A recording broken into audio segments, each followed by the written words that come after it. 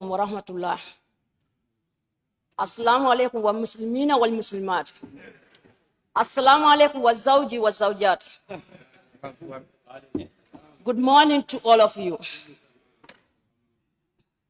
As a Muslim woman, let me say a Muslim woman of the Gambia, I'm ashamed to stand here in this August Assembly of the Gambia to talk about circumcision, to talk about the secret of women, to talk about the Islamophobians, the people who are standing to ban Islamic, the people who are fighting our religion. I am ashamed to come here to talk about this kind of things in this August Assembly. Honorable Speaker, I am speaking with the voice of the people of Fonyi Berefet and Gambia at large. My people said they don't like the idea of banning female genital mutilation. What they want is that let this practice be neutralized. If any tribe want to practice circumcision, you do it. If you don't want to practice it, leave it, you are free. As the way the Gambia was since before 1965. Honorable Speaker, as the way the man who led the matter of the day alluded, that President Jammeh talked something like that, and he banned this, the practice of female genital mutilation at Kanilai. Honorable Speaker, I will tell you loud and clear that the falling down of President Jammeh is even the coalition achieved that goal because of that female genital mutilation. When the man made that announcement, pulled by the woman, by the name, I respect women of the Gambia, even the cleaners in this parliament. I never and ever want to call them by their name. I always call them sister or mommy. And I had to call Aisha Toure by her name, but I must call her name. This woman was the very woman who pushed Jammeh's wife and the Vice President Aisha Toure, Aisha Njai said to talk about the banning of female genital mutilation, and they succeeded. When Jammeh pronounced that, the same woman made a U-turn, joined coalition and campaigned against him. When the man stepped down, this woman was succeeded to become the Minister of Trade. And she became the Vice President of the Gambia for 3 years. I expect her to talk about to ban female genital mutilation during her period of being the Vice President.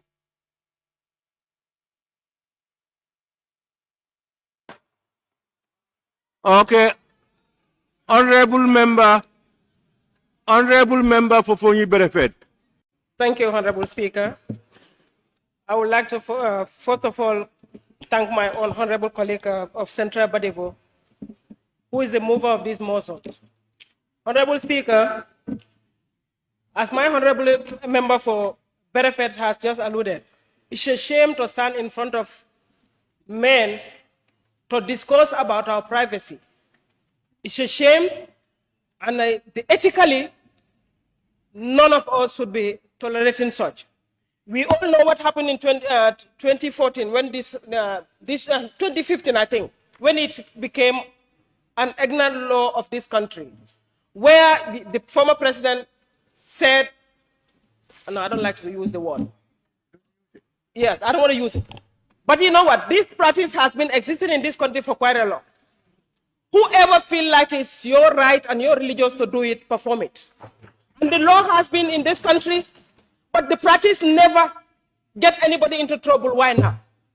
When the law started here, there has been some arrests, but there was no prosecution. Why now the prosecutions? Why now? We want the justice also to come out and tell us why now.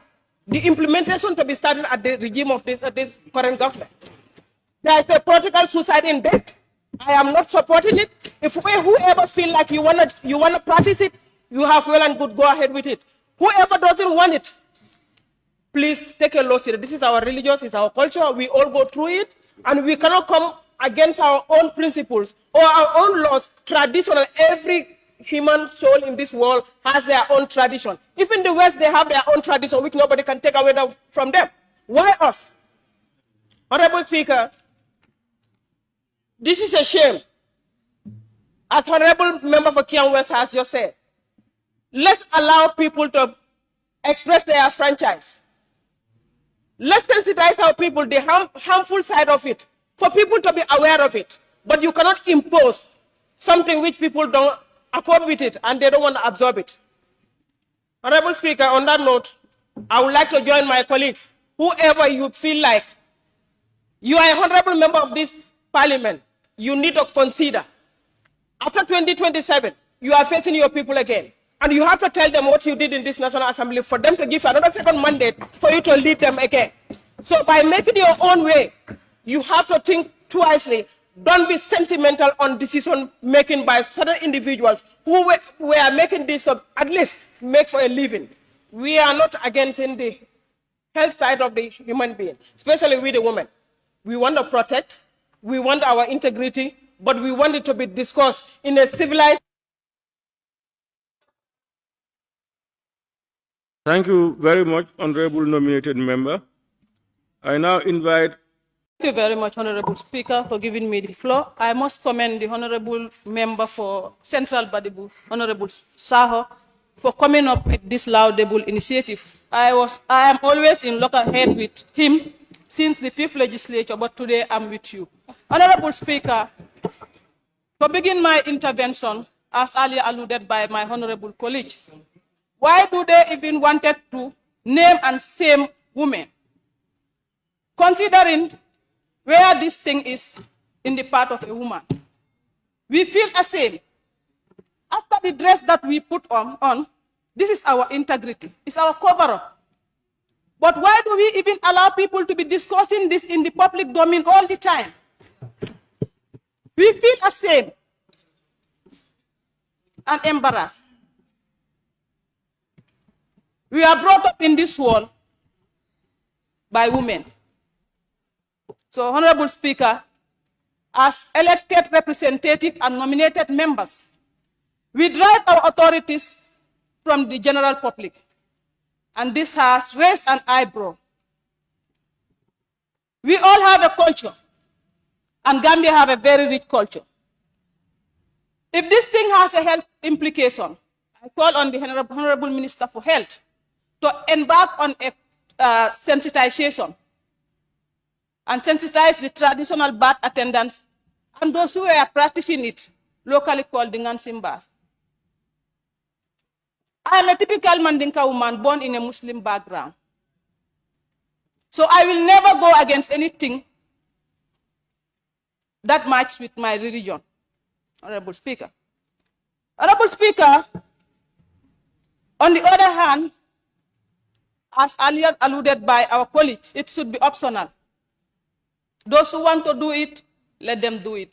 Those who don't want to do it, they are free to stay. But to discuss this in the public domain is very embarrassing. Let us stop it. I'm calling on any honorable member to come up with a private member bill. We repeal this.